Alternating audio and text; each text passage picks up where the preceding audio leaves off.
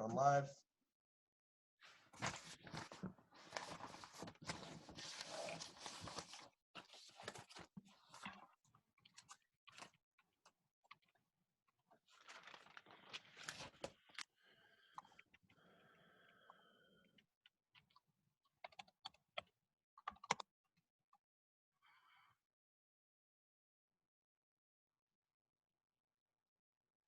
Hi, everyone.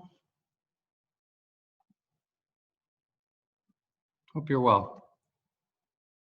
We don't have a ton of updates, but I shall dive in here. We have a total of 1,313 cases with 43 fatalities total. And I wanted to issue a correction. I apologize for this. Yesterday I provided information about a 26-year-old young man who passed away. And I said that he had died in the Whaley Avenue Correctional Facility that's run by the State Department of Corrections. The individual was in that facility, but died 2 days after he left the facility. So he did not die while in custody in that facility. I apologize for that error. Before I turn it over to Director Bond, and then I believe Chief Reyes also may be joining by phone,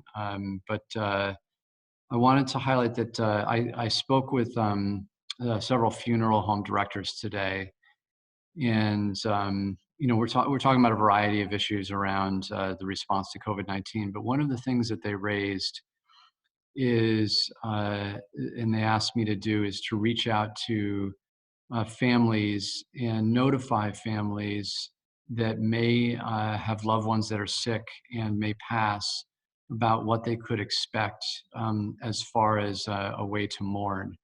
And I think in this time, given social distancing and given the extreme measures that we all need to take to protect our loved ones, it's very, very difficult to not have the funerals and not mourn loved ones as we typically do. The funeral directors have asked me just to share that that families should not expect and not advocate to have funerals where people are gathering in person, because that puts many people at risk.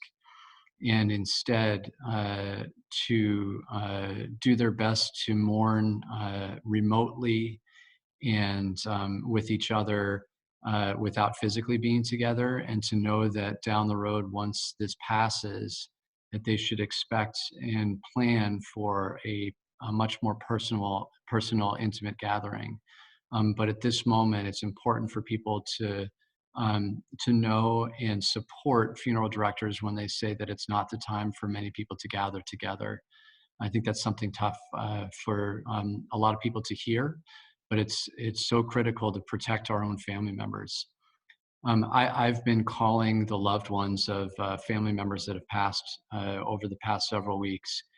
And I want to take a moment to underscore just how difficult the job is of funeral directors and how much I admire the work that they're doing to be there comforting loved ones that have lost someone very close to them.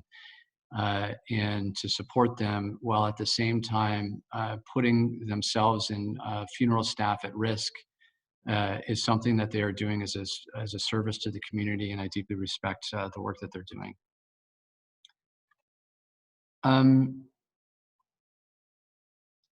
I do not have any other updates at this moment. Maybe I can turn it over to Director Bond for a nursing home update. So good afternoon, everyone. Thank you, Mayor. At this juncture, the report remains the same from yesterday, and I can certainly share those numbers again if anyone has any question from my report yesterday. Okay, and I also see Chief Reyes, you just joined.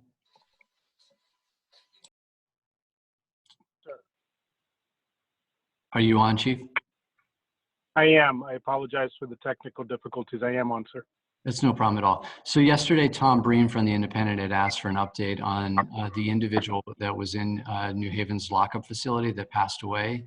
And so I asked the chief to join the call to share some additional information on why that individual passed away. Yes, sir. So good afternoon, everyone. And so we continue to conduct that investigation. In addition to our investigators, I've had the state's attorney's office team up with us as an additional layer of oversight because he did pass away in our facility, and for the sake of transparency. So we are conducting that investigation. A post-mortem exam has been completed, and the results of the exam all point to a suicide. But however, there are components of the post-mortem that are still pending and we're waiting for, such as toxicology. I also ordered an internal investigation of the incident to review all of our protocols and procedures to make sure that incident was handled the way it was supposed to be internally. Thank you, Chief. You're welcome. I don't have any other updates. Are there any questions from folks? Okay, we can start with Paul. Thank you, Justin, and hello, everybody. I hope you're well. Justin, should I start with one and then save a couple for later? You can give a couple and then we'll switch to someone else and come back to you. Okay, just wondering with Chief Reyes, how does someone commit suicide in the lockup? What do they have access to? How did this person die? So this individual was in his cell. So you should know that pretty much every corner of the detention facility is monitored by video cameras. This incident was captured on video, and so that'll be part of the investigation. The individual took his pants off and utilized his pants to commit suicide. It's very sad. Thank you. And, you know, Whaley, Justin, the obituary of the person who died 2 days after leaving Whaley jail said he did have COVID-19. Is there a COVID-19 breakout at the Whaley Avenue jail? As you know, we don't run that site. I'm unaware of any outbreak at the jail. And I think that it's important to contact the state if there are questions specific to that site. Thank you. Do you want me to ask the third one or hold off? Go for it. Okay. So today Congress is passing, I believe it might be the fourth Emergency COVID Relief Act. They've spent billions of dollars. And I think everybody agrees that in New Haven and Ashley, it's been a complete disaster getting the aid to the people who need it most. New Haven, that meaning minority-owned businesses who have been the least able to get in line to get the money. You're right, you don't run that. What can be done or will be done either by city government, by grassroots groups, when this new money comes in to enable minority-owned enterprises and others to get a first crack at it? So we discussed this on our morning call, our command staff call. And our economic development department is reaching out to community groups and neighborhood groups to make sure that people understand how to apply for the funding, because I think that's the first thing is, at least in the other tranches that have come out, there's almost a race to the funding, and many small businesses have not had access to the funding. My understanding from comments by Senator Chris Murphy is that there is a set aside for small businesses with this newest set of money. I'm not sure if that's been changed by Congress, but my understanding is there was a set aside for small businesses because that's an important element of making sure that particularly the businesses that you highlight have access to money. And I think that this is going to be a consistent problem because there are so many people around the nation that need so much money, and it's basically a race to get the access to this money. It's a very difficult situation. We will do our part to educate as many residents as possible about the options that are available. Just if I could throw in one thing I'm hearing. So part of it obviously has nothing to do with you. They call small businesses under 500 people, and they include chains breaking them each up. But there are a lot of documents you need when that race starts. Quarterly financials, your last tax return. I'm wondering if there's help, the way that the city does such a good job in working with the community to do income tax prep. I'm wondering if that same team can do advanced document prep. Because when we applied, we found that that's where the scramble was on. That's a good suggestion. We stood up our Financial Empowerment Center to help support people that were struggling to access some of the services. And I'll pass along that information as well. I think at this time, and you know, when you're talking about VITA, for example, there are so many people that volunteer to work for VITA. It's a pretty easy way for people to get involved and have a significant impact. And so I suspect, because there are so many people that want to volunteer to help out the community now, that we could tap into that volunteer base to help support small businesses like you're suggesting. Thank you, Justin. Thanks for the suggestion. I see Kyle with her hand up. Hi, everyone. You're back. You're back. I am back in the thick of COVID coverage. A couple questions for you guys. The first one is there any update on the third coronavirus testing site? While I was out, I saw that there's one planned for the Dwight neighborhood. So we really wanted to give you an update on this call, but we're very close to finalizing this, but not 100%, and we don't want to share any more details until it's finalized. Okay. The second question is, we got an email from someone who says that they work in one of the city contracted hotels where the people who are experiencing homelessness have been moved, and they're telling us that there are positive people in there that are quarantining. Can you speak to that at all? I can. I'm happy to get more information if that is the case. I'm happy to get back to you on that. Okay.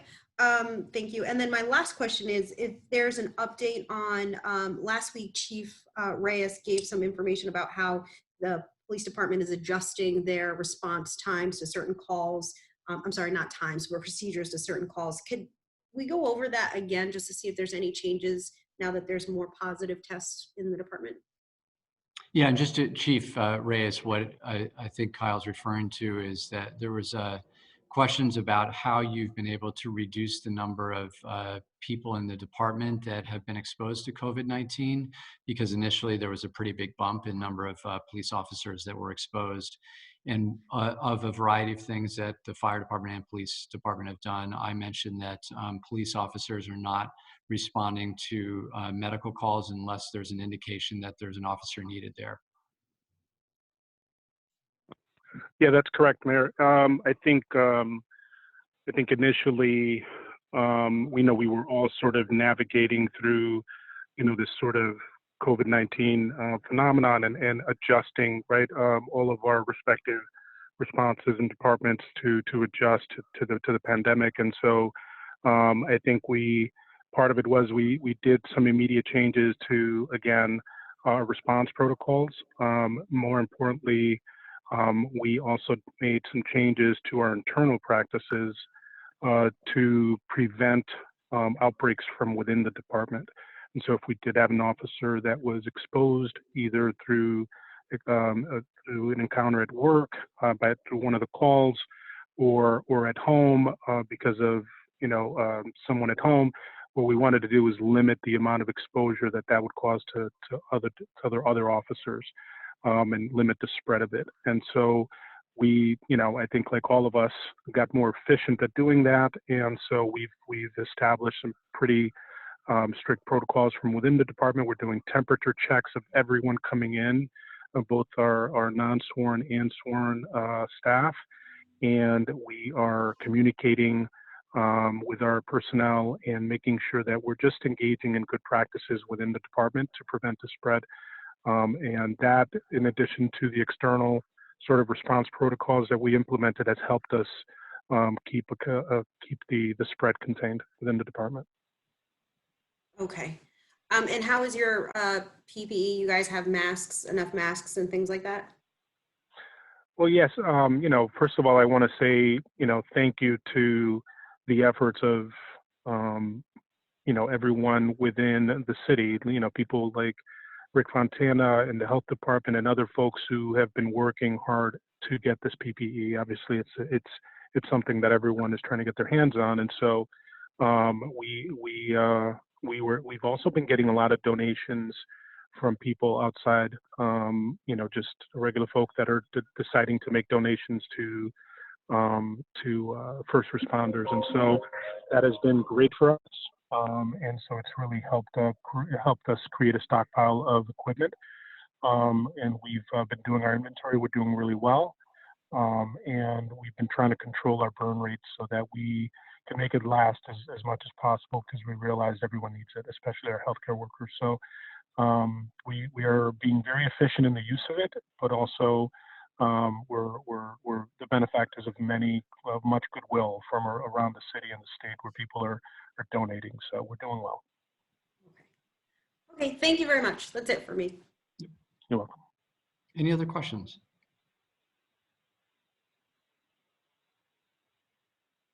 Any other questions? Going once, going twice. All right, thanks everybody. Good to see you. Take care. You're welcome.